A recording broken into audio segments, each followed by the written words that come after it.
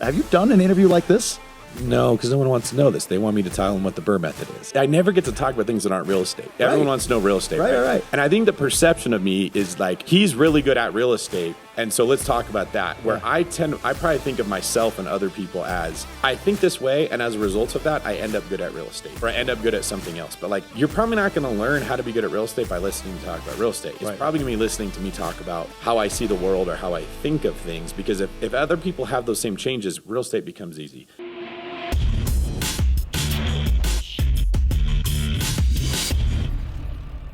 What's going on, everybody? Welcome to the show. I just recorded an episode with a very well-known guy in the real estate space and in the Gobundance sphere. His name is David Greene. You all know him as, there he is. You all know him as the host of the BiggerPockets Podcast.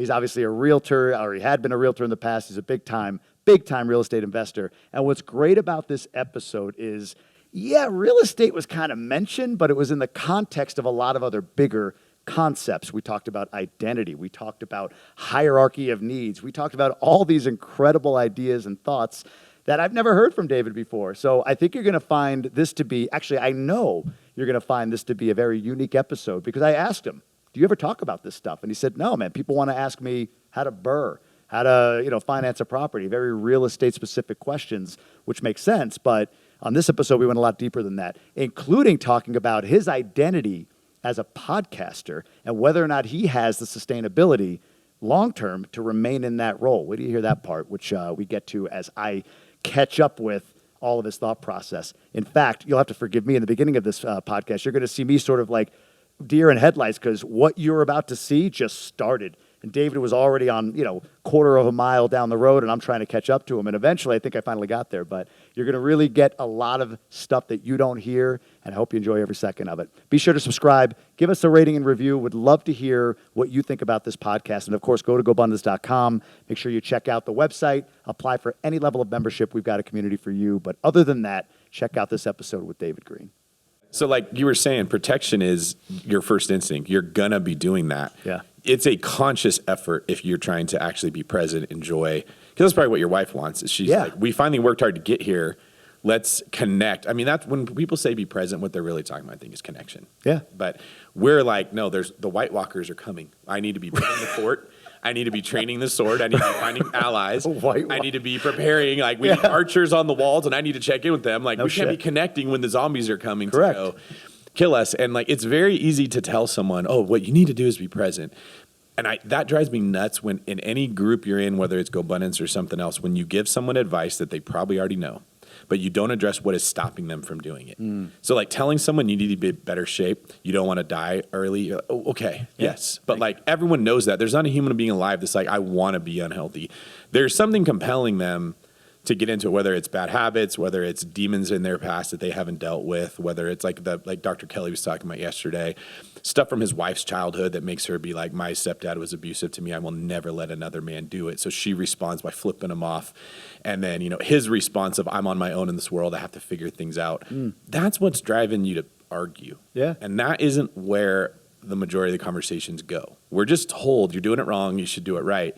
And I hate that because what it does is it creates shame in the human that knows they should be eating better, they should be exercising, they should be more present, because you're never addressing what's stopping that from happening, which is where the real struggle is. So do you have to have the breakdown then?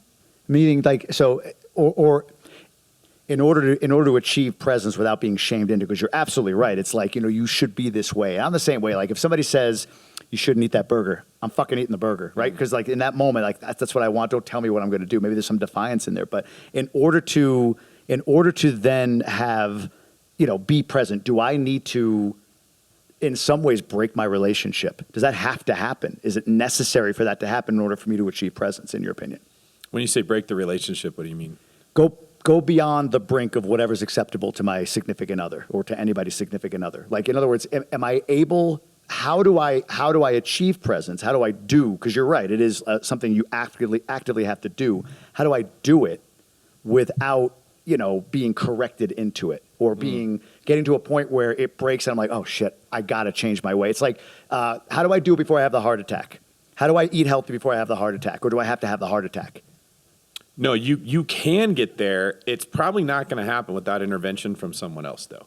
So what will typically happen is we know we should be eating better, we should be exercising, we should be saving our money, we should be building passive income. All the shoulds. Yeah. It's not a surprise. We're living in the information age. Every video you see is some influencer who's acting like they've already done it and telling you in a subconscious way, I'm better than you, and so you should be doing what I'm doing. And you're like, yeah, I'm supposed to do that. It never gets addressed on why you're not. So what will usually happen is the consequences of that thing hit you. You feel pain. Yeah. And now you're like, oh, I just have to have open heart surgery. I need to eat better. You knew you needed to eat better before that. Right. I don't think it works to just tell someone, well, what you really need to do is something. And then we'll bring in accountability. Well, you need a partner that's going to hold you accountable to eating better, okay? Well, that just creates more shame. Yeah, right. Because you know when you ate that burger and you got to tell your accountability partner, the first couple times willpower will be enough to like, okay, I don't want to eat the burger. But if you want the burger, you will inevitably find a way to eat that thing without someone else saying it, right? Yeah. So what I think the key is you got to figure out how to make yourself want the thing that you're being told you should have. If you know you should have health, but you don't want it, you're not going to do it. If you know you should be present with your spouse, but you don't want that, you're not going to do it. Yeah. The real accountability to me is not, did you do it or did you not do it? I get to check a box and say I held someone accountable. It's getting in the ditch with them and loving them and saying, I'm going to like, ascend might not be the right word, but in certain areas of life, maybe you're struggling in an area that I'm not. In that, you can paint a picture of I'm sitting above that problem. I'm not sucked into that. Yep. It is willingly climbing down from that place where I'm safe and I'm good and getting in the mud with you and living your experience to figure out why this is hard. And when I can see what is going on, which is going to be my stepdad was horribly mean to me, and now I will never let a man tell me what I can't. Whatever that case is, when I can see that clearly, I am now in a position that I can help you.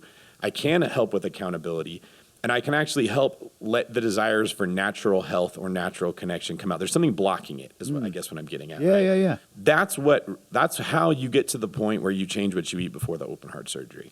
But that isn't what you get told. You just get told, find the power within you. There's some lion, roar. And you get this big emotional experience from like a Tony Robbins type event. You're like, I need to be better. And then you go a week from that, and then no one's looking, you slip right back into the habits. Because if you can't make yourself want it, you're not going to do it. Wow, man. This is it. We are recording, yeah? All of this is being recorded. That's deep. Is this where you spend your time when you're not building a real estate portfolio or on BiggerPockets? I was thinking when I started talking, like, I never get to talk about things that aren't real estate. Everyone wants to know real estate, right? And I think the perception of me is like, he's really good at real estate. And so let's talk about that. Where I probably think of myself and other people as, I think this way, and as a result of that, I end up good at real estate. Yeah. Or I end up good at something else. But like, you're probably not going to learn how to be good at real estate by listening to me talk about real estate. It's probably going to be listening to me talk about how I see the world or how I think of things. Because if other people have those same changes, real estate becomes easy. Whatever it is that's important to them becomes easy when you address the actual, like, I guess I have a view of human beings as we are being pulled towards things we're supposed to want. Yeah. But there are wounds we go through, challenges we have, whatever, that create obstacles that we hit that ceiling, and then we just stop and we look for another way around it. Okay, yeah, so sure. That makes sense. What ends up happening is you get a guy that just is like dyslexic. He can't read. He feels stupid in school. He hits the ceiling. So he gets super into fitness because all he knows is it makes him feel better. He doesn't know why. Yeah. Or you get a person that was never fit, and then they get a little taste of money, and they're like, oh, that's all I want. And they just become obsessed with making money because that's where they feel good.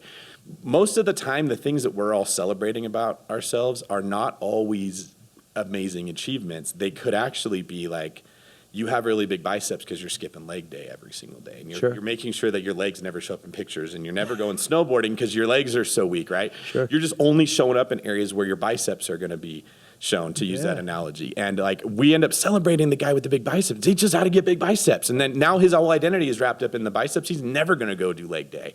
Now, where it's almost the opposite. Like, the areas where we are exceeding and excelling the best could be the result of a source of weakness that we have in our lives. And it takes a special friend who's going to be willing to look into that and see and care, as opposed to, oh, he has the biceps, he has the money, he's good with girls, he's good at whatever. Let me just go find out what the secret is of what that person does so that I can have it too. You're still using that person for what they can offer you. You're not looking to offer them something. What drives you? What gets you to this point? Like, what in your life do you have because of your ability to, what gets you to where you are? What is it that you get leverage on yourself with, if that makes any sense? Can you define what you mean by like leverage on myself? So what you're saying is essentially that, you go through, you have to want it. You have to create want, or not even create, but there has to be something that makes you want whatever it is that you're like, you should want that. But if you don't, you're not going to go for it. Willpower can only get you so far. Right. So what in your life do you have because you created want, or you were able to figure out how to hack your way to want, or want was bestowed upon you? However, want became your thing, where it wasn't willpower to want, but true want. What's something in your life you have because of that, and how did you achieve that want? I think my law enforcement career was a huge desire where I just had this feeling like I need to do this. And if I look back at, like, I think God led me into that because my experience as a kid was I did not have a good relationship with my dad. I was never enough. I mean, many men are going to say that, right? My dad was just a troubled man emotionally. His dad committed suicide when my mom was pregnant with me. His dad had been mentally ill. By the time his dad shot himself in the head, my dad was so hardened that he was scraping his dad's brains off of the garage wall. He didn't even like have another person do that. He just went in there and cleaned it up himself. Holy shit. So I guess my dad would have been 23 at that time. My mom's 21. They're pregnant with me. He's been married a couple years. That happens. That whole side of the family was just like completely emotionally shut down. Yeah, completely dead. Just zombies, like walking corpses that I just thought was normal because that's what life was like for me growing up. That's how he was. That's how other people were. So I don't know that it was that my dad wanted to be that way. I think he just didn't have anything to give, man. It was like trying to get like blood out of a stone to get any love or acceptance. Like I think he looked at emotions as weakness, and that's going to equal pain. He didn't want me to be weak. He was constantly like grooming me to be stronger. And so I got a lot of pushing me into manhood before I was ready, and not enough like acceptance or love or I like you to balance it out. Yeah. So that led to me just having massive confidence issues. Like no little kid thinks, oh, my dad is struggling with stuff. I didn't know the whole picture. Sure. You just think there's something wrong with me. He doesn't like me. He wishes. I struggled all the time with like he would coach me in baseball. And there was always a kid on the team better. And I'd see like he would light up at that kid. Oh, wow. Like he wishes that was his son. You're right. I literally would think thoughts like, God, just kill me today and give my dad a better son because I'm never going to be able to make him proud. How old? Like 6, 7, 8 years old. Kill me today. I was thinking like in a benevolent way, it would be better for the world if I was just dead and he could have a son he likes because there's something wrong with the way you made me. Wow. And so all these things, like I have scoliosis, I have this condition where it's called a vasovagal reflex, where under conditions of stress or trauma or just being sick or working out too hard, my blood vessels will dilate very quickly and my blood pressure will drop. Like because they expand so much, you can't get blood all the way up to my brain. So as a young kid, I'd have these issues, especially if I was sick, where I'd be like, I'd pass out. I can't help it. Or if I go in a sauna, sit in there too long, I'll literally just gone, right? And there would be lots of cases where this would happen. Well, I would interpret that like, dude, when I came out the manufacturing plant, I was broken. Flawed, yeah. Every little thing like that, I wouldn't look at like, oh, this is just a challenge to overcome. It's like, this is more proof that I'm not good enough, that there's something wrong with me. And so I grew up with that attitude of like, anytime I saw something I wanted to do, I wanted to play a sport, I wanted to join a group, I wanted to make a friend with a popular kid.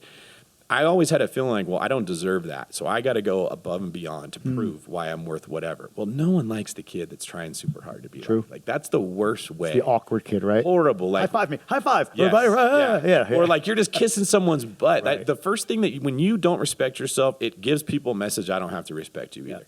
And there's a handful of special people in the world that will see that and look past it. But the majority of them don't. And then that just reaffirms this belief that, you're not good enough because I'm constantly being rejected by the people I'm trying to prove myself to, okay? Shit. So I really felt like God put that in my heart to get into law enforcement because it forced me to like confront all of those thoughts. There was no way around it. It was this feeling of like there's this obstacle, this ceiling that stops me from getting what I want. I would have never pushed through it. I just hit it, come back down, find something else, try to go that way. I had such a strong desire, like I have to do this, that it shoves its way through that ceiling in in a very difficult way. But when you're asking like, what are some of the wants that I had? God put that desire in my heart to go do this. I was forced to confront, am I not good enough? Right? When I was in the academy, I remember graduating near the top of like one of the best classes we ever had. It was all mostly military guys. They had just gotten out of special forces. They had a huge advantage going into a paramilitary. I didn't even know what standing at attention was. And on the first day, they're like dropping people because they're doing it the wrong way. And I remember we had 64 people, 42 of us graduated. I ended up 8th in the whole class and number 2 out of the 22 of us that were in the sheriff's office. The only guy that was higher than me, his brother was actually already a sergeant in the sheriff's office. So he was kind of like a shoo-in. Yeah, sure. And being shocked looking at that, like, I did that good. And like the amount of respect I saw from the training people and the other people was like, oh, I'm not used to feeling this. I saw myself differently as I saw myself through their eyes in that moment, right? And then you just got to start working in a high security detention facility where I basically because I was near the top of the class, I got assigned to like the fast track best jail to work in. And you've got guys like hardened killers, murderers, nasty gang members, and they're defying you. And you're like, no, MFer, like you are going to do what I say, right? Yeah. And I remember just being scared out of my mind doing that. And at a moment, I remember walking a murderer from his cell to like this punishment room because he had given me attitude or something.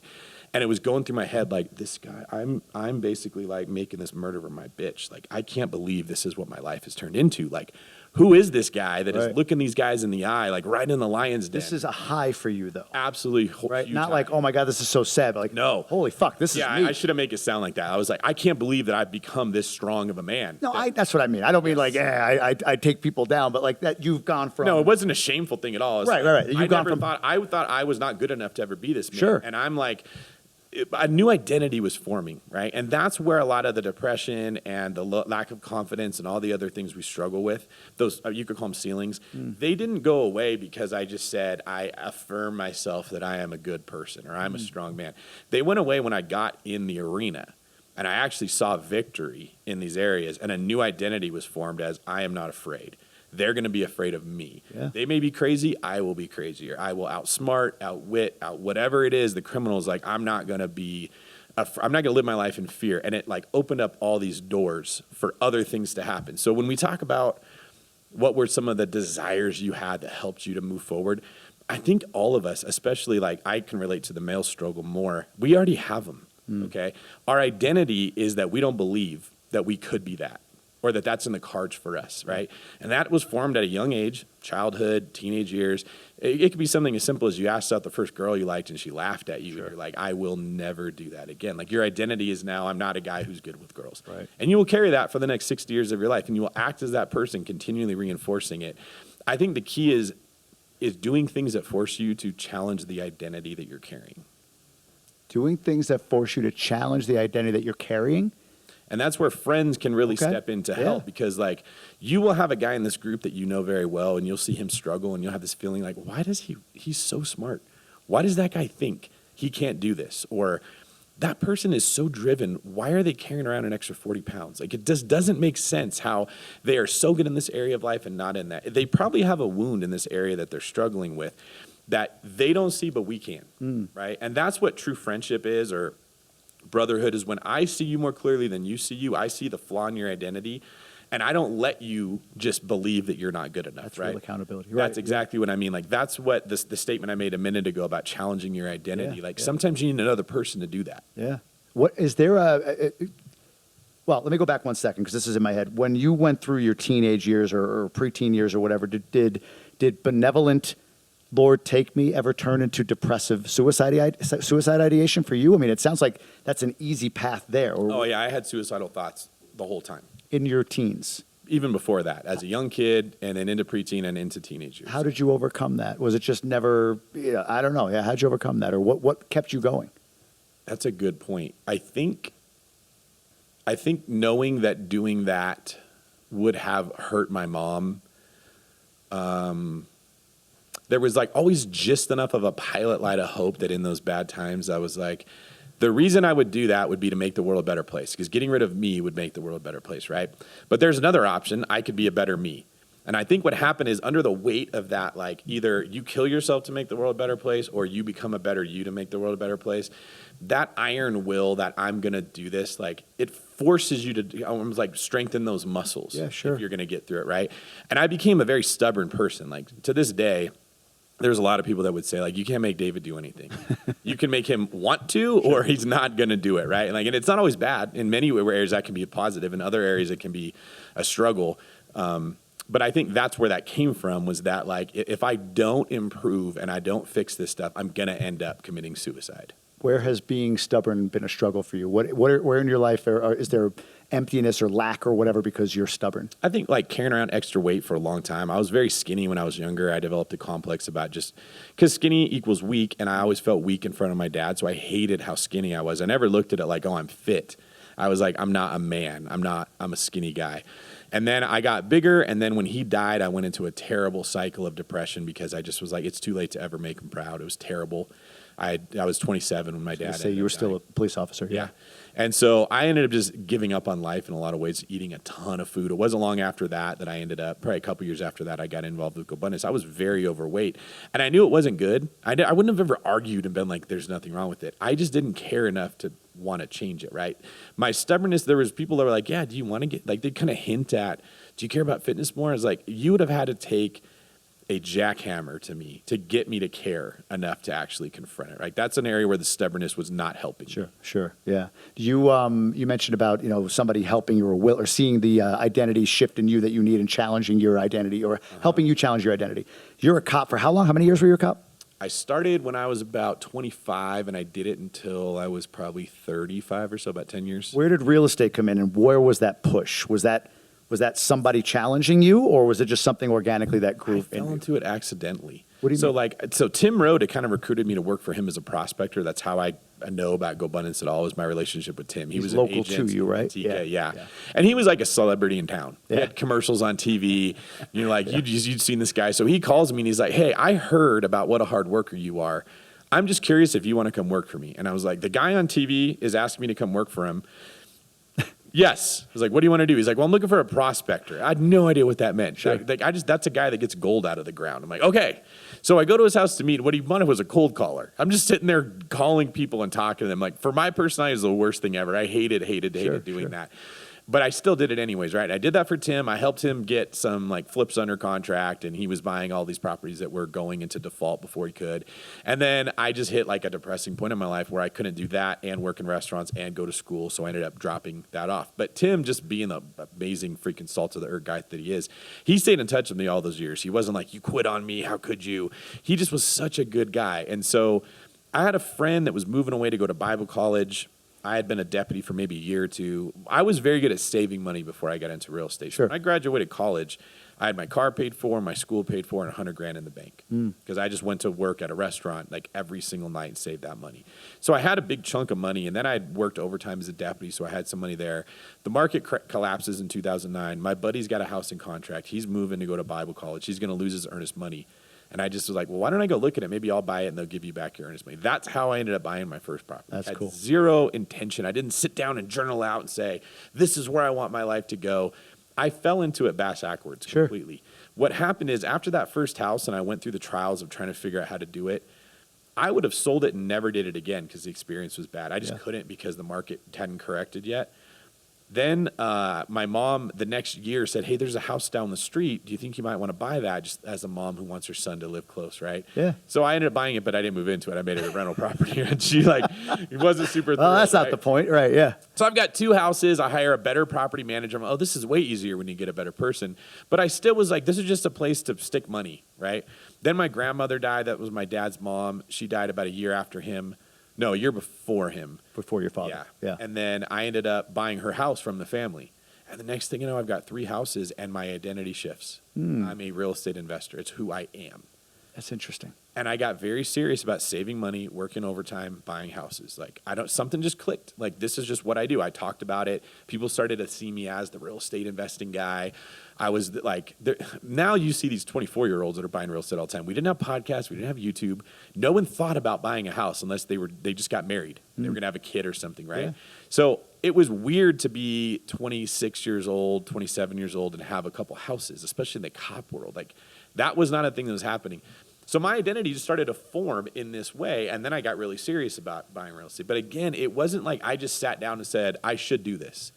There was a switch that happened with how I saw myself that led to me then investing my own energy into that endeavor. This is interesting on identity real quick, because I've made this point, I believe, and you're challenging it a bit, so I don't know if this is the only time where action led to an identity shift for you, but I've always felt like it's the other way. Like, you're not going to truly take that action. Maybe it's kind of what you're saying about until you want to, until your identity shifts. Like, I think about me leaving a job and becoming an entrepreneur. And I always struggled with like, can I really call myself that? I didn't do the, lawn mowing when I was 10 and hire my friends and all that shit. I didn't do that. So for me, it's like I had to shift my identity, almost like telling the universe like, hey, I'm over here now. And then the action steps and the want formed from that.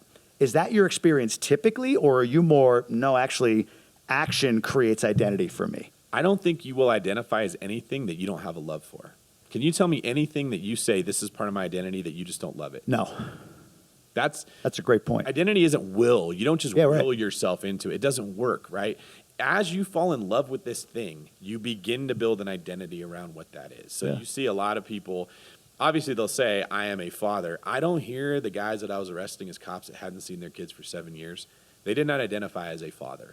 They were Pookie from 64th Street. Sure. They're a member of this gang. Like, their identity was wrapped up in what they loved. Yeah. Okay? Like, if you're really fit, you probably like fitness. You probably like the attention you get from having a really nice body. That's why you build your identity in fitness. So I think that's why I get back to, you can't make yourself do anything that you don't like. You have to find a way to have a desire to do it. And then what you can do is take actions to stoke the fire. You can quench it or you can stoke it with what you do. Okay. Yeah. But I don't think you can just create fire out of nowhere. You can't just say, I want to be this or I want to identify as that. You have to already have a desire to do it. And then the repeated actions make that, like, the more houses I bought, the stronger of an identity I formed as a real estate investor. The more that I invested in my law enforcement career, the more my identity began to form as a cop. Like, that's, I guess, to answer your question when you're talking about, can you just make up your mind, I'm going to do it and build an identity? Only if there's some form of love. But our control is we have so much energy, so much time, so much emotion. We get to pick what road that goes into and what fires we stoke. Yeah.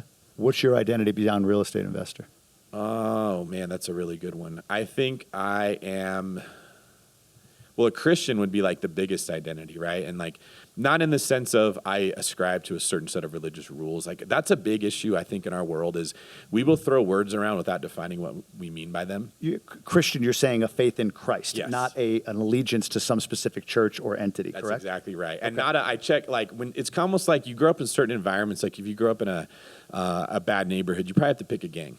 It's not an option to not be in a gang, because if you're not in a gang, you're getting picked on all the time, right? So you pick whichever one you think you got the best shot at. I think a lot of people end up in religion because of that. You got to pick something. My family is a blank, so I'm a blank, but you never actually sat down and evaluated and said, do I believe this stuff? Do I even care? Is my identity in that? It's just a thing you're supposed to go do, much like going to college or other decisions we have to make, right? When I say that I'm a Christian, it's more of I believe that, we are we're born into a world that hates us, with an enemy out there that wants to see us destroyed, that we tend to not give credit to for why so many bad things are happening. We tend to look at ourselves and we say, I'm just like, my issues as a kid, I'm not good enough, I should just die. Looking back, I don't think those voices were coming out of me. I think there was something external that was whispering that stuff. And because it made sense, I grabbed a hold of it and actually thought, well, my dad hates me, so if I hate me, then that would make him proud. Yeah. In a weird, sick way, that makes a lot of sense, right? Yes. And then there's a God who intended for us to be in a relationship with him, and lost that when this evil influence, whatever you want to call it, came in and started to deceive us. They hate us because they hate him, right? It's much more like a Lord of the Rings tale than it would be just a set of rules that I'm like, these are the rules we follow, and this religion says these are the rules that we follow. So, I mean, I don't even like to use the word Christian in that sense, because it comes with a stigma. Connotation. Well, that must mean you judge people and you think you're better than them for whatever. No, I judge myself by those same rules, and I'm failing more than a lot of those same people. I just would say I recognize these things that I'm doing are wrong, but I'm a slave to doing them. It's very difficult for me to stop. And like, I need God's intervention, or the intervention of other people that love me, people that are like motivated by his love. I think Tim absolutely was a godsend. I've never talked to him about what motivated him, but Tim was the one that cared about my career when he didn't have a reason to. Then I'm a cop, and I guess we're kind of jumping around. No, it's okay. Tim was like, never stopped trying to get me to come to these Gobundance events. I mean, I didn't want to do it because it was $5,000. I'm like, I'm just not going to pay money. I'm a saver, right? Yeah. And he's just like inviting me. And then finally one day he's like, okay, if you don't join Gobundance, you can't keep coming to the events. Yeah. And I was like, well, I'm just thinking in my head, I just won't come to the events. Right. It was my relationship with Tim that mattered so much. I'm like, stubborn. Yeah. I can't. Wow, he dragged you out of it. That's what I didn't want to let Tim down. Sure. I didn't even really want to be in Gobundance. I didn't want to hurt him. Like, I feel like I owed that guy, which he took the fact in a sense I did owe him. And instead of cashing it in to get something out of it for him personally, he cashed in my debt to him to get me into a situation that would help me. Like, that's what love does. I was about to say ultimate expression of love. I was just about to say those words. Right? Yeah. And so, like, in that sense, he was an agent of God. Yeah. And then I was just completely wrapped up in law enforcement. I was just going to work 100 hours a week until I died and use that money to buy real estate. It was a trap I couldn't get out of. He brings me in, and then a couple other guys saw something in me that I didn't see in myself. Aaron West, Daniel Del Real, Daniel Ramsey, Tim Rhode. We're at Daniel's cabin long time ago. And they were just like, you are too smart to be a cop. Nothing wrong with being a cop, but like, what the F are you doing? When you could be selling houses as an agent, buying more real estate, you could do anything you want, and you're working 20-hour days, not even liking it. And I did not think I was smarter than anyone else that was a cop. Like, I just didn't see what they saw. And it was them basically saying, you are going to commit to us right now that you will give yourself 1 year to get out of law enforcement. You're going to work no overtime that they don't force you to work. You get your real estate agent's license. You do both for a year, and then you're going to pick, am I going to be a full-time agent or not? And like, it was again that whole, I don't want to do that, but I don't want to let them down. Like, they have my best. Why are these 4 guys that I barely know this passionate? Replacement fathers? And brothers in a sense, right? Like, it didn't make sense that they would care this much what I did with my life when I just met them. So like, you could sense there's something divine that's happening within that group. Like, it wasn't just them. It's normal for human beings to want to use you in a way that will benefit them. Okay, like, if they could see some way that be an agent on my team or come work for me or whatever the case would be, right? There was nothing in it for any of them. They just could see something in me that I couldn't see. They called that out. That helped me to make the decision that I needed to make. I ended up, my first year full-time was the top agent in my office. No shit. Yeah. Now my identity is I'm the top producer. Yeah. I'm like, I got a taste of that. I'm not letting that go. Is that part of your identity today? I hated being an agent. So technically, no. I think I see myself more as like a educator of agents more. I'm glad that I moved that on. But once I was the top person and I realized, okay, my identity is in the top KW guy, but I don't like doing it.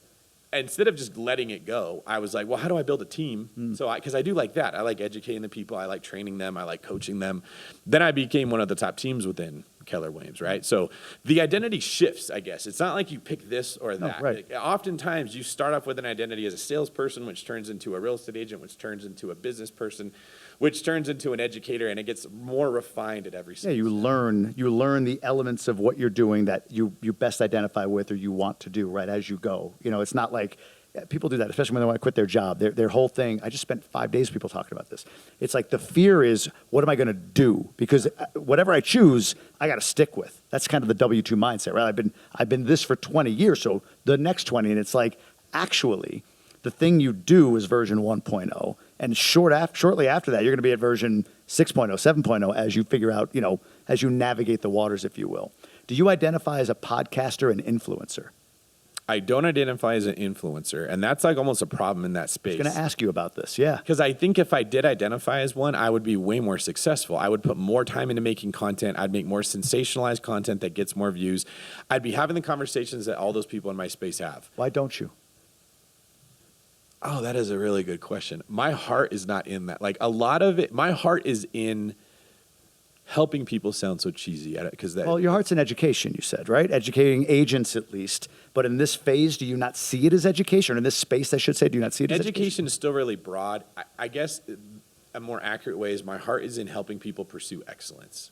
That's true. In fact, what I see of you is I think of you and then your predecessor, Brandon, and you're essentially looking to accomplish the same thing and helping people in that regard. He tends to be, let me rosy it up, but no, there's some stuff that you should be aware of, and you tend to be more like, I think I just saw a tweet that you repurposed recently. It's like, whatever it says, investing in real estate isn't easy, yeah. right? Like you're very point about, look, this is not for the faint of heart. So you're more, I want to protect you by being real with you, I think would be a phrase. That's a great way to put it. Like, and that manifests in the different ways that we act out being influencers. So Brandon's method, first off, let me say this. If you're trying to make more money, I'm not doing it the right way. Right, no. The Brandons, the Ryan Pinedas, the Grant Cardones, they're going to make more money, get more followers, do better at the job of being an influencer, because what they're doing is they're taking these little seeds that maybe certain people have never heard before, like real estate is the way to make money or saving money is good.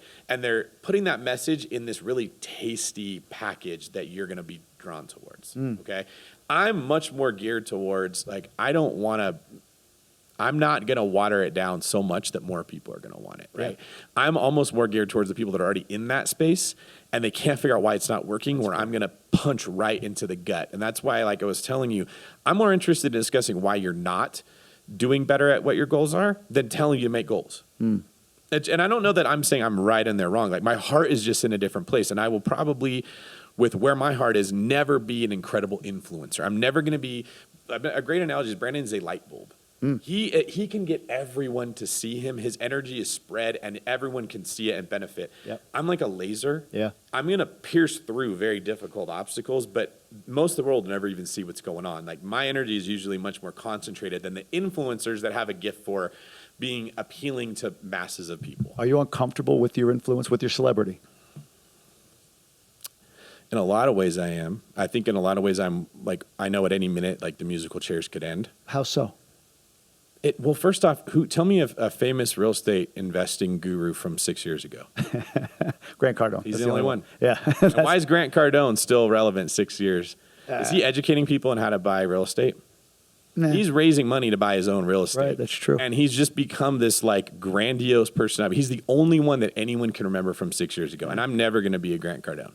I'm never going to be this bombastic, sensationalistic person that gets your emotions all stirred up. And you don't want to be. No. Right. So is being a podcaster part and parcel with being an influencer? And if so, are you in willpower by being a podcaster? Is it identity or is it willpower? No, I enjoy being a podcaster because my specific type of podcasting is educating, right?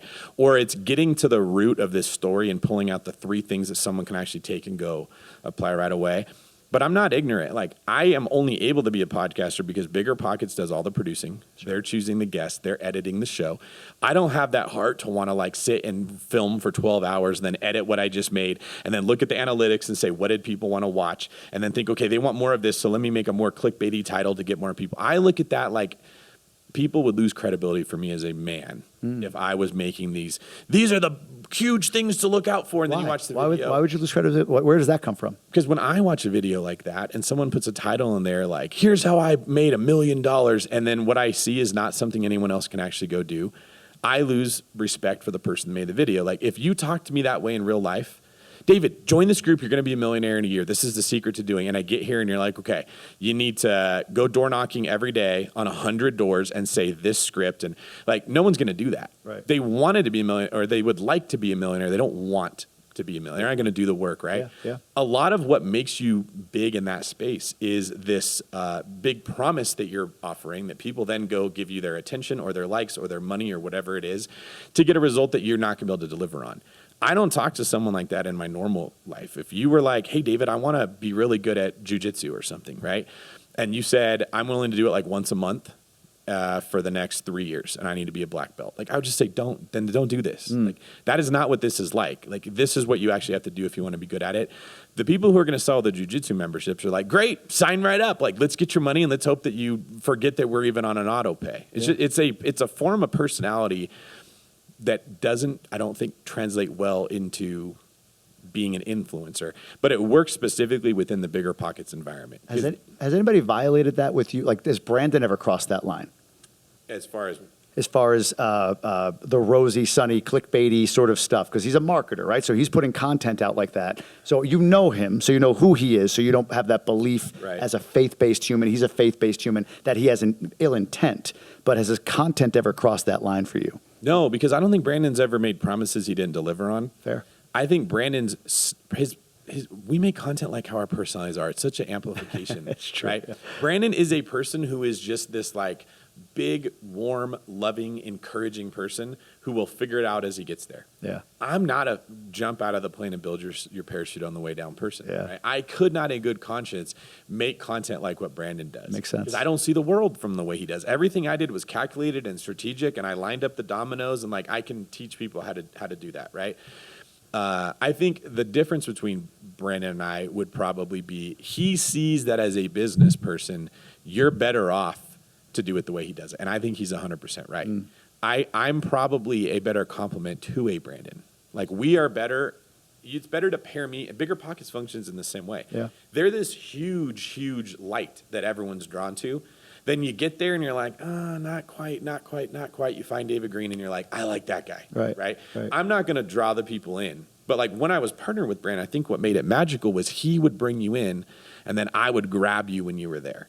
Right. So like, and I guess in business, that is a thing that I have to be cognizant of is like, I have these skills, but I don't have these. Sure. Right. Great 3-point shooter on a basketball team. Right. Not going to be the rebound guy. Yeah, exactly. Right. Yep. And he may need to be paired with a guy that can get him the ball, that can draw defenses to him. And you can have an amazing player that looks like he sucks if he doesn't have the right people around him. Or complementary pieces. That's exactly right. Yeah. So I think I have enough humility that I can recognize I'm very good at these things. I'm not good at these things. It's better to find the right environment or the right people. What's it been like for you then stepping into that chair without your complementary piece and brand? I know you have another co-host, but you're the guy now. Like Brandon was always, like you said, the light, and you could be found, but now you're the light, or at least you're the guy that is put in the chair of, it's a David Greene show, and then we're going to rotate some people in and choose. I don't even remember the guy's name. Who's Rob. Rob, thank you. Yeah.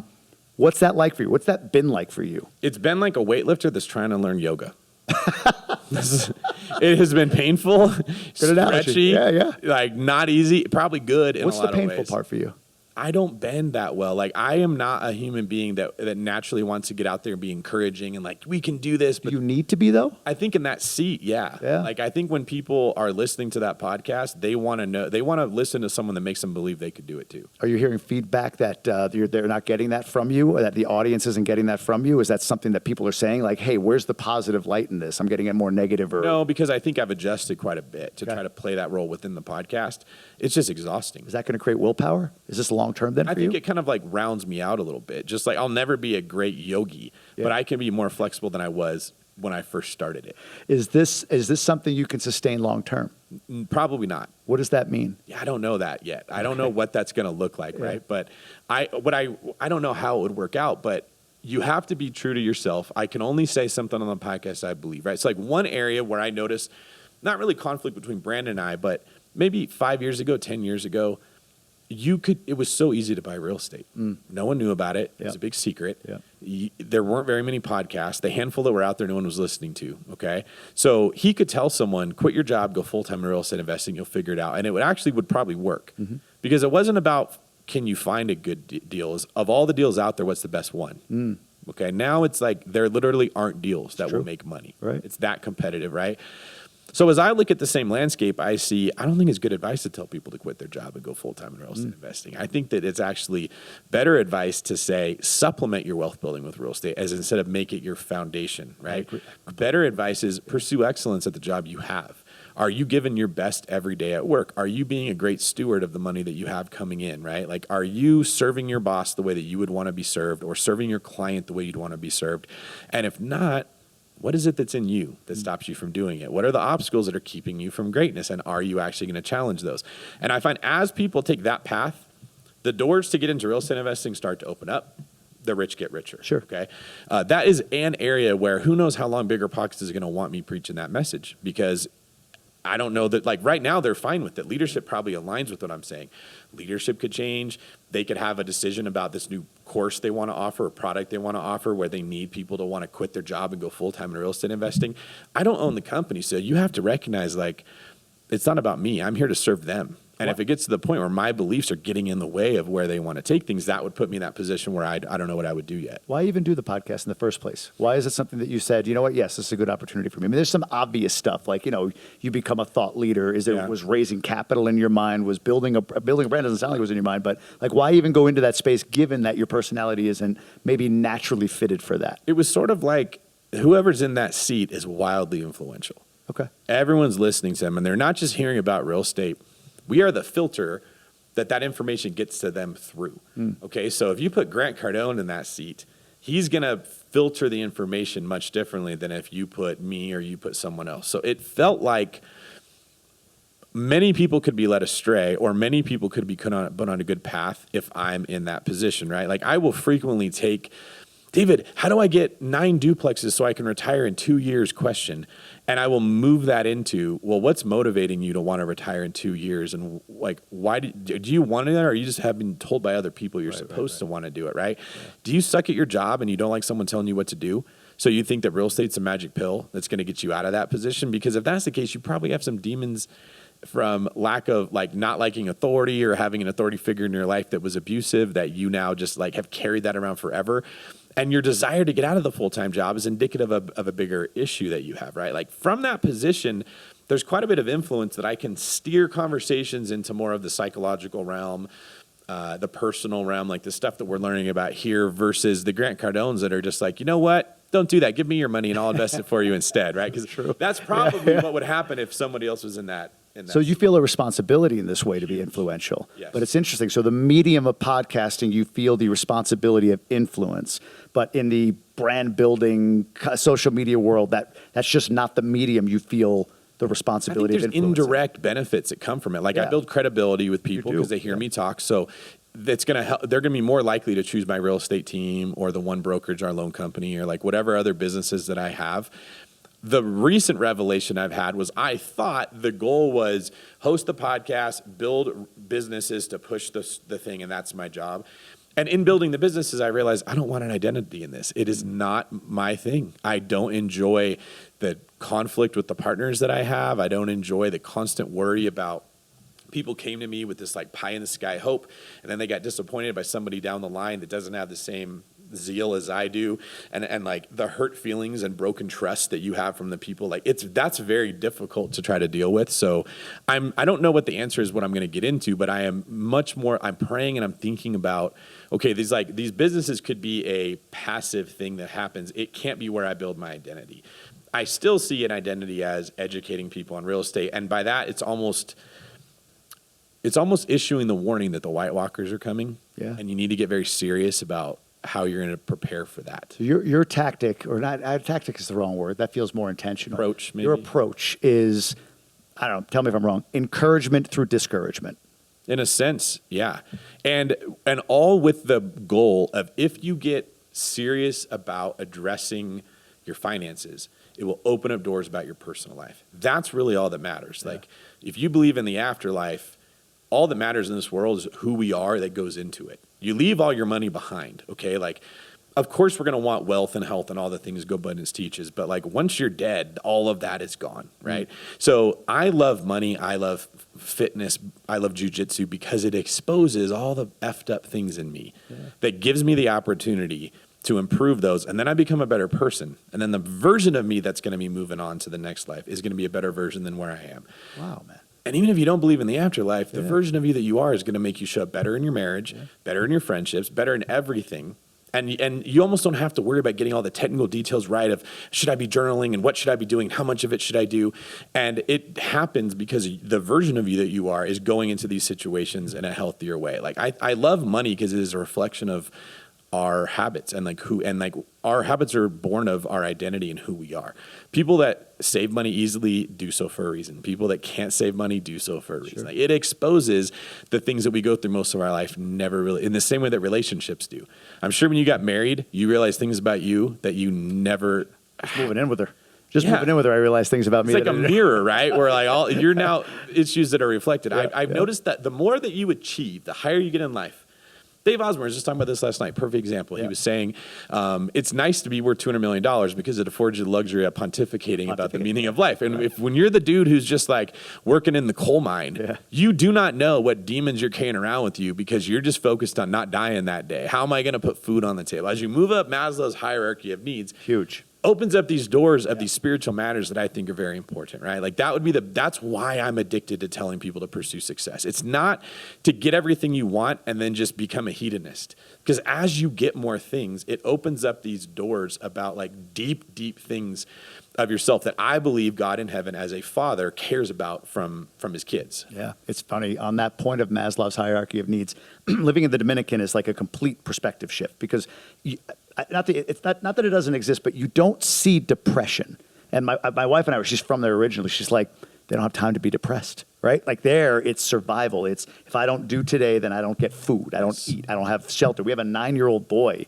But we see a 9-year-old boy he's a busket boy. He comes over when we stop at a stoplight. He's going through with the busket to wash people's windows, and people pay him 50 pesos, $1 essentially, right? Like he's 9. He's just trying to I got to eat today. That's it. So you don't have time to be pontificating or wondering about how do I feel? What am I, you're on that very level. I was never depressed in a foot chase as a cop. Right. High speed pursuit. Isn't that crazy? Yeah, it doesn't happen, right? And I think if you look at why we have so much craziness going on in society where everyone wants to protest over everything. Yeah. Or we have this big fight over are you a boy or are you a girl? Can you pick which one you want to be? Those are only questions that we even have the luxury of asking because we have so much wealth as Americans. We are bored.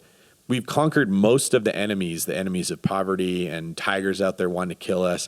And now we almost have to create enemies out of thin air so that we can feel like we have something to do. And it reveals how bad we are that once we hit this peak of Maslow's hierarchy, we're now descending into let's go burn buildings and be pissed about something. Yeah. There's a lot of wounds that are in there personally that only get exposed when you hit affluence. And so I don't know that I'm the same as everyone else. It's get wealthy and get a lot of money so that you can finally eat better, eat the best foods or flaunt to everyone else or finally show those people that doubted in you, I'm a somebody. If you get all that wealth and that's what you want to do, you need to heal those wounds of those people that made you think you wanted to prove it. You don't need to go out there and flaunt to make them feel bad. What wounds have been revealed with your wealth, with you being at the tippy top? What wounds are you dealing with? A big one would be the stuff we talked about earlier, the father wounds, right? Just that. So how does that manifest in insecure? I guess the root of the question is where are you insecure today? You've nailed it as a real estate investor. That's an identity. You said podcasting. Are you the number 1 or 2 business podcast in the world at this point? Ramsey, right? Yeah. I mean, huge. You've nailed it there. You're a millionaire. You've got your financial needs complete. You've got influence. You've got all of that. So where's the insecurity based on the wounds that have been revealed well, there's a belief that that could all be taken away in a second and you'll be revealed as a fraud. Interesting. Right? I don't own BiggerPockets. I could cancel culture. One just change the whim. I'm out of the podcast. What am I now? Yeah. I'm right back to just being a guy that owns some real estate that's back to holding open houses again, if that's what I'm going to do, right? Unless I take, another path to try to push forward, that could be gone in a second, right? So it's wild, right? That's what I was telling you before about moving to the ER. I'm 6 months in and I'm stopping and saying, I'm working my ass off for fear that all of this thing, like you said, I'm on social. There is an ego to that. This whole facade comes tumbling down if I don't work my ass off. And even more, we're both aware of a guy that's been on a bunch of podcasts that's going through a major legal thing right now because his wealth spiked and we're learning that it wasn't maybe in the most legal of ways. That fucked with me. It wasn't I'm doing the things he's doing, but just knowing the individual and being wow, it's impressive what he's doing. And then seeing what actually happened. It's my wife said, she's what are you so worried about? I'm I don't know. I guess maybe I look at everything in my life now and wonder where am I trusting too much, and who's going to take me down without me knowing? Does that make sense? Yeah, he was our friend. Right. We bought into that guy. I bought a property from him, and now I'm am I going to get lumped in with all the stuff he was doing because I'm tied to him? It very well, honestly, could be a thing where how that gets spun, boom, everything we're just talking about is gone. Isn't that crazy? One decision that I made that I, with hindsight, never would have thought that would have been a big thing. None of us, we were around him all the time. None of us realized how severe the situation he was getting himself into could be. And so much of life is just like that. I think it's a false sense of security a lot of us operate under, especially when you consider how much money the government's printed. That's made a lot of us feel wealthier than we are. I was looking at how fast Gobundance has grown, right? Yeah. Part of it is people hearing about it on the podcast. Sure. But the other part is how much easier it is to be a millionaire now. Yeah. inflation has just gone rampant. If you own a handful of properties, you probably two Airbnbs, you could be a millionaire. You could be a millionaire. Two luxury that Airbnbs, fast, yeah. exactly right. So a lot of us, I think, are operating under this, like, we're not as secure as what we think that we are. Yep. And the littlest form of recession exposes that very quickly. Right now, I'm not of the mind to think, okay, we were all frauds. It's just a baseline was set unrealistically, right? Right. Exactly. That's interesting. So interesting. God, there was a question in there when you were saying it that I wanted to ask that was really deep and profound. I promise you it was, but it may flutter into the abyss for all I know. Well, we were talking about that person, the insecurity. I was going to ask, essentially, in your case, amazing revelation. Thank you for saying that. Like, not even revelation, but vulnerability in saying, now that I'm at the tippy top of Maslow's hierarchy, I don't have any needs. They're all covered, if you will. The fear is it all goes away. That's a big one. Part of that is the fear that it all goes away, in part because of, the fear of judgment of that. People are going to see it happen. Meanwhile, we're talking about, the fact that, hey, I don't necessarily identify as influence, I have a responsibility and all that. Like, how do you work on this at all? Because I'm struggling with this. How do you overcome that fear, that judgment fear? Is there a way? Is there a way to overcome? So let's say we do lose it all. Yeah. Let's say we're exposed for being shitty real estate investors unknowingly. Like, oh crap, I didn't realize I did all this. I thought it was the path and it just fell down on me. Do you do any work on this? Do you have any recommendations or thoughts, or how do you rectify in your brain, if you can at all? Maybe you don't know the answer. Oh, I've been thrust into this. So not everyone knows this story. About 18 months ago, there was a guy in Florida that figured out the name of one of my LLCs, which really, like, it's not like this is super confidential information. I don't know the names of lots of guys' LLCs. Sure. Well, the state of Florida has a website that manages their legal entities, sunbiz.co. And that website had a glitch that would allow anyone to log in and edit other people's legal documents. No shit. You couldn't take it. You couldn't, like, delete information. Right. You could add to it. So he went in, he added himself as a manager to my LLC. He found a notary to forge my signature. And he transferred title of 25 properties I had in North Florida to his LLC. He then started selling them to people as a wholesaler. Holy crap. So I get notified by these people that are like, this still seems too good to be true. This guy's trying to sell me 3 houses for $60,000. I did a title search. It looks like you owned them a couple months ago. Do you know him? And I'm like, I don't know who this guy is, right? Well, he had been doing this to quite a few other investors in that whole area. We got the police involved. It took them forever to actually put a case together against the guy to arrest him. So for 9 months, I lost control of almost all those properties. Wow. Property manager's like, David, I believe you, but this guy's got a deed saying he's going to the tenants, not the property manager, the suspect here, and he's telling them, I own this property, give me your rent. The tenants are freaked out because he's showing up with, like, thugs with guns trying to shake him down. Oh, so shit. they just move out of the houses. Oh, my God. Yeah. Crackheads are moving into the houses. My ACs are being stolen. The copper's being stolen. They're completely destroying these things. Like, it is a disaster. I had hired 2 new employees to help me manage my portfolio. Both of them got brought to their wits' end and ended up quitting because it was so much stress trying to, get them moved out of, trying to get title back. It was horrible. So he goes to jail. The judge returns the stuff to me, and there was a guy in Gobundance that connected me with a hedge fund, and I was like, I'm selling the whole thing before someone else can get in and do this again, because the state of Florida had told us, sorry, but we're not going to, there's nothing we can do. I was going to ask, Florida, they didn't get involved financially. What they said, no, not at all. They were like, hey, we got this on the docket sometime in 2023 to vote on if we want to change how the website works, but until then, there's nothing we're you got to love government. I had gone to the county assessor's office and was like, hey, can you put a red flag on this that no title can be transferred at all unless I specifically come there to do it? And they're like, no, we can't do that. Like, if somebody brings us the documents that are signed, we have to record under. It was terrible, right? Holy shit. So it cascaded into this disaster that I've fallen now into that ties into it could all be taken away. Right. Yeah. So I sell them. I get forced into a 1031 exchange just as rates are going up and the market's going down. And I'm like, this is the worst time to go buy more real estate. I wanted to wait to see what would happen, but I had to go do the 1031. Things popped up in the 1031 that the QI didn't tell me about, and I realized on day 44 that all these properties that I had identified weren't going to be able to work. I was only allowed to identify $8 million worth of real estate, but I had about $3.5 million that I had to invest. So I had one day to give them my new list of properties that I could identify. But if you identify something and they can't put it in contract, you just won't be able to complete your 1031. Right. So I had to go in a whirlwind of a 24-hour period where I put every property in contract that I could so that the stuff that I identified was actually something I could close on. So I bought a whole bunch of real estate. It was an incredibly stressful day. Just like someday maybe we could talk about what that experience was like. Close on all these deals. I bought a couple more after that because I got to know these different markets. I bought like 18 houses within a period of maybe 60 days. What I didn't realize was how much red tape and complications the cities were going to give me to get construction permits issued, short-term rental permits issued. I ran into a series of neighbors that are absolute hellspawn that have made it miserable to get any of this stuff done. Long story short, I've got about 7 properties that are all of them are somewhere between $800,000 and $2.4 million. Yeah. So probably on average about $10 million of real estate financed at 8 to 9% interest rates. Oof. That are creating zero revenue for like 6 months now. Yeah. So it's like $150,000 a month that I'm throwing away. That like I just nothing I could do to get revenue coming back in. Okay. Then I find out that the escrow company missed a lien on that portfolio that I sold, and I owed another $550,000 that I shouldn't have had to invest. And now there's a late fee on getting it paid off to $650,000. So like all this money that I had set aside in reserves gone. Yeah. Right.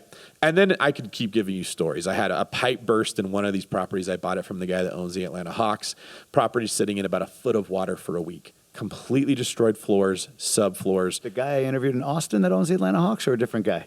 I don't think. How many guys own the Hawks? I guess they could have a leadership. There's like 4 or 5 different. I'd have to talk to the agent to find out which one it was. I was just curious, but yeah, I'm sorry. Could be the same guy. Yeah, like that would be something. Like that would be. You'd be pissed at because this was like his family's like getaway cabin. Oh no, I don't think that's him. Yeah, got it. So a lot of these properties I'm buying are like very sound buys. They all, when you looked at what I paid versus what they appraised, I made over $1 million in equity. Wow. Everything was going great. Yeah. And then this happens. The reserves are gone. Issues are happening. I can't get the things paid off. I mean, I haven't even given you the long list of stuff that went wrong, but every single day, new problem coming up. Like, and then this is as rates are going up. So now I'm trying to refinance these properties. And it's like, sometimes I'm getting almost like only an 11% interest rate. It's the only thing I can get to be able to finance this. Wow. The real estate team sales stop. The mortgage company sales stop. No one's buying real estate right now. Like it goes from you can't miss, you're on top of the world, to I can't stop this avalanche of problems that are coming, and it's just burning through all the reserves. There's like nothing I could do. So I'm forced to be thinking these questions you're thinking is like, what if it does get fallen apart? Like, and the worst is you're helpless to stop it. It's not like there's something I could do that I'm just doing wrong. What scares you the most, though? Is it the personal loss of wealth and freedom, or is it the judgment, or both? The judgment, yeah. The judgment. Yeah. Wow, that surprises me. I've lived personally, financially, I still drive like a 2016 Camry. Still, I'm surprised. You don't come across to me as a guy who really gives a shit about what somebody thinks of you. Not a bit. I give a shit what they think about my character, but I don't need a Ferrari or a Lamborghini, that type of thing. Yeah. No, like the clothes that you saw me wearing yesterday, I've had those sweatpants for like 8 years. Right, I probably wore them to every single Gobundance event. I lived in Boston 6 years ago. Yeah, exactly. So like, it's not like, oh my God, my whole lifestyle is going to change. I don't live a very luxurious lifestyle. It is are people going to lose faith in me? Anybody? You're talking general public. Yeah. Family, friends, but general public. Because you're not going to tell the whole story that I'm telling you to every single person that you find, right? And then the situation with the individual that we talked about, like, how is that going to get spun? How am I going to get lumped into what happened with that person? Yeah.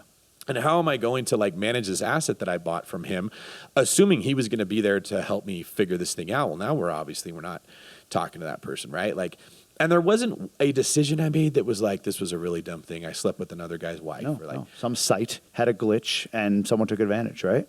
Yep, that's exactly right. And when you're in that elevated position, you just become a target for a lot of stuff. And I think part of why I don't identify as an influencer is I'm just like, I don't want to have to live my whole life always worrying about like what's the little tiny thing that could happen that could cause the whole thing to collapse. Now, I do think that what will probably happen here, I don't know, is my identity is being broken off of the guy who's really good at investing in real estate, the guy who makes a lot of money, and it's moving into something different. I don't know what that's going to be. You could sense it, though. Yes. Yeah. And I almost see these things as like divinely inspired. I was going to say, it goes back to your faith. Yes. I can't just shift my fingers and say, I want a new identity. It doesn't work that way. It's incredible awareness, though. Is that just faith? I think that comes from, I think like maybe prayer, meditation. God is the one that was like, okay, David, you want out of the position you're at. I know you want more, but you can't really who's going to let go of all of this just to say, I'm just going to do another thing. I don't have that much faith, right? Right. Maybe he makes this happen to make it easier to break that identity. Maybe he doesn't, and there's actual evil forces that are working against me, and he's going to use that to make it. But I don't know. Or maybe, to my argument, your identity has already shifted unbeknownst to you, and the universe is aligning around something else and destroying what was. No, I think what you're saying could absolutely, like what are the two ways of looking at it is saying the same thing. Yeah, I know. Right? That's exactly right. I had a little ego moment there. I just wanted you to give me that. No, you're spot on. You're spot on there, Jamie. I could take another hour of your time because we didn't even get into red pill and some stuff on masculinity. Like, you are layers deeper than I was, honestly. And I knew you had depth. I mean, you're a human being, you have depth, but I didn't think we were going here. I thought we would be more in the real estate space and everything. Have you done an interview like this? No, because no one wants to know this. They want me to tell them what the Burr method is. Why?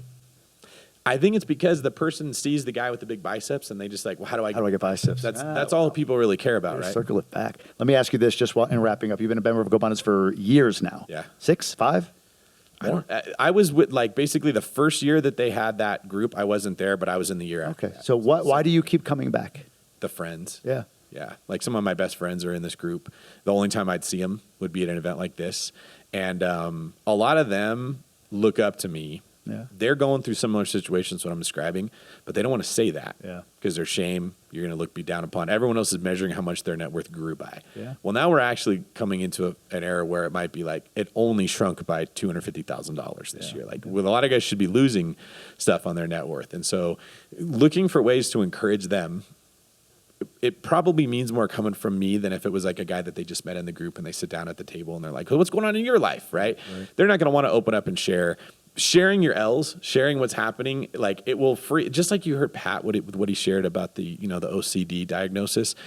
You could see people in the group that all just wanted to start doing the same thing. Yeah, I've got erectile dysfunction. My wife hasn't touched me for the last 6 months. You're right. I got an estranged kid that's addicted to heroin. It was coming up in me. Like, Yes. what should I be saying here, right? Like, absolutely. That's what happens when someone shares no one will be the one to do it, and when someone breaks the ice, boom, Everything opens. it all comes out. Yeah. So I come here because when that happens, I want to be there to let them know it's going to be all right, give them advice for what could help them understand that the good to take out of it is the identity shift. You could get addicted to making money and you're losing touch with your family and you're coming here to be told you should care about your family, but it's just not enough to make you do it.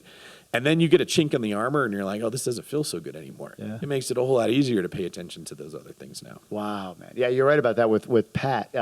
It's funny, and just being completely honest, when he said what he said, I thought, okay, that's not to me, that's like, why would there be shame in that? Yeah. Right? It didn't feel like something, but for him, he obviously, not shame, but he felt like it's just something I've never told anybody and I wanted to express it here, right? So with him being open like that, you're right. It created this space of like, wow, well, if that's not such a big deal to me, the thing that I'm holding on to or things, maybe that's not such a big deal to him or somebody else where I'm fearing this judgment, right? Yeah, we're fearing judgment of if we admit this thing that's eating us alive, but the people hearing it aren't like, oh my God. We're just like, yeah, of course you have OCD. That's how you became the top agent in all of RE/MAX and then all of Keller Williams. You don't do that if you don't have some. And that's kind of what Dave Osborne said. He's like, selfishly, I benefited from that. He's not looking at Pat with judgment whatsoever. And I think it's probably healing for the Pat to see no one looks at me like a freak. Yeah. Right? If anything, it probably makes you respect him more, and it makes you able to be a better friend to Pat. Because if you know this is how his brain works, you know how to be there for him better, right? And then the unintended benefit is everyone else starts opening up and sharing what their thing is. And yes, because you come in a thing like this, and it's a big dick measuring contest. Yeah. What's my net worth? What's my fitness level? Do I really want to go do the GB9 because I'm not going to do what that guy can do? And then Gabe Hamill takes off his shirt, and you're like, oh, I know. right? You can have 12 abs. Yeah, that's exactly right. Yes, you're simultaneously being encouraged. You could have more, but being shamed that you don't, right? And you don't. It's like this weird push and pull at every Gobundance event. But when you get the person that shares the L and it's someone that everybody respects, that to me is the key that opens up. Okay, I want to look like Gabe Hamill, but it's okay that I don't. Right. And if Gabe shares where he's struggling, you're like, oh, well, I was really envious of how you look, but now I actually have compassion for you because you're struggling in this other area that I'm actually doing good in. And the whole group benefits when we do that. Wow, man. All right. Well, maybe I'll have you on again in the future if you're ever willing to, but holy crap, this is amazing. Where can people follow you? Kind of the standard ending. Yes, I'm on all social media at David Greene 24, and now my YouTube channel is the same way. So you can go to youtube.com/@@ David Greene 24. What's the 24? That's a funny question, actually. It was my basketball number in high school. I had no idea I was ever going to be famous. Where did 24 come from? Were you I was following a player? 12. Yeah. My dad was number 13. I was number 12. When I was a freshman, 2 of us were picked to be the first guys on the team. So, like, the way the coaches would work is you'd go to tryouts, and at the end of the tryouts, they'd say who the team was. But, like, throughout, they might say take the guys who they thought were doing great. Yeah. And you're on the team now as like assigned to everybody else. Be like them, Yeah. type of thing. Yeah. So it was me and him. We both wanted 12. And I just was like, oh, I really want it. But his name was Evan. I was like, I'm going to let Evan have it. And 24 seemed like my dad was 1-3, so then 2-4, and it was twice 12. So I just Wow, there was a lot. I thought maybe it was like I followed Latrell Sprewell in college. Oh, like, no. I think that was the number. You have that much detail into how you got 24. The layers. So what's funny is there's so much detail in it, but then when it was like picking my social media handle, someone had David Greene, and I was like, I never thought I didn't even really want a social media. I never got one until I was on the podcast almost. Yeah, sure. So I just threw the only number that separated me. It was like, what am I going to be David Greene for? Yeah. So and then now everyone asks that question. Like, is this because you work 24 hours a day? Is this a Kobe Bryant thing? And I wish it was a story that cool. Mamba mentality. Yeah. No. Well, it's a pretty interesting story. There's a lot of depth to it. So, man, I appreciate you. Thanks for doing this. This is incredible. Yeah, Thanks, man. Jamie. Appreciate you.